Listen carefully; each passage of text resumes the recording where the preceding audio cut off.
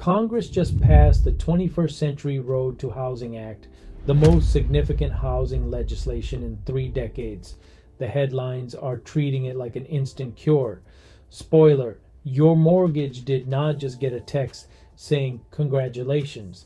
If you live in the East Bay, a giant federal bill does not tell you what really happens to your buying power in Fremont or the Tri-City area.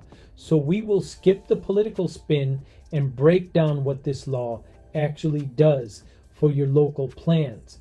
To understand the fix, look at the math behind the problem. Starting in the 1970s and 80s, the country stopped building enough homes to keep up with the growing population. A big reason for that flat line is zoning. As land was locked to single-family houses only, it quietly blocked townhomes and small apartment buildings. The population kept climbing. The housing supply did not get the memo. Then came the aftermath of the 2008 crash. Large, deep-pocketed firms bought thousands of the entry-level houses to rent out, dropping regular buyers into bidding wars against all-cash corporate offers. Then the pandemic hit. Millions of homeowners locked in record low rates and then, understandably, never wanted to move again. Inventory all but vanished.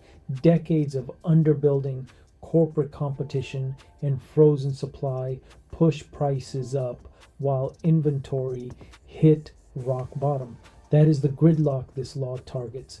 The Road to Housing Act, officially H.R. 6644, bundles nearly 50 measures it passed with rare bipartisan supermajorities, which almost never happens. So you know the affordability crunch finally got everyone's attention. The first pillar tackles supply.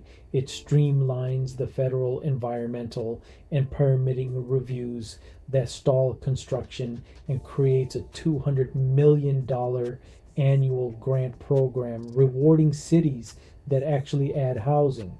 It also modernizes the rules for factory-built homes, cutting outdated requirements that inflated the cost of manufactured and modular homes and opening a path to more attainable options.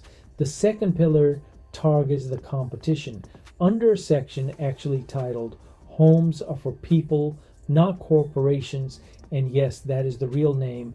The law restricts the largest institutional investors from buying up single-family houses, giving families a fair shot at a starter home. Together with the supply incentives, this half of the law adds homes and keeps big investment firms from swallowing them up. This chart shows standard mortgage availability versus loans under $100,000. Those smaller loans are surprisingly hard to get right now. The third pillar launches a federal pilot program to expand access to those small dollar mortgages and reforms the appraisal process to fix nationwide bottlenecks that drag out closings.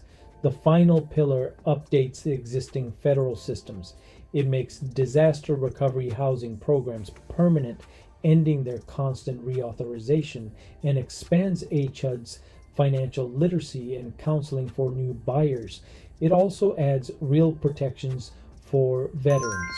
Clear loan disclosures are now required, and certain disability benefits will no longer count against veterans when they qualify for a mortgage. Those four pillars build a huge federal framework, but Washington does not run your neighborhood market.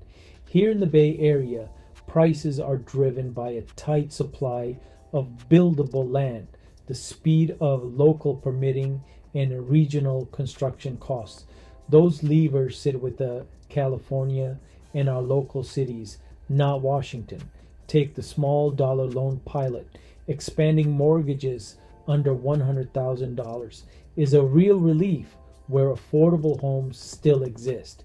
Here in the East Bay, a $100,000 home is basically a rumor, since even a basic condo prices well above that.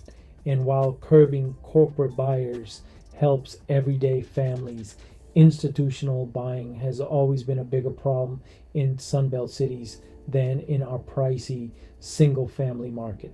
Over the next few years, these federal incentives will slowly build our local inventory, but they will not magically slash prices in Fremont or the Tri-City area overnight. If you are a buyer, the smartest move is to tune out the hype. Headlines do not close escrow, get your financing ready, and build a strategy for the market we are in.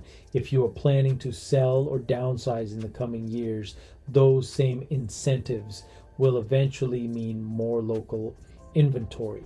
More homes to choose from is great, but also more competition when you list yours. You will need to time and price your sale with hard local data, and that is where I come in. If you are wondering what this means for you, reach out. We can look at your numbers and build a solid plan with zero pressure. The Road to Housing Act is a historic legislation pointing the country toward more supply, but smart real estate decisions are always driven by local expertise.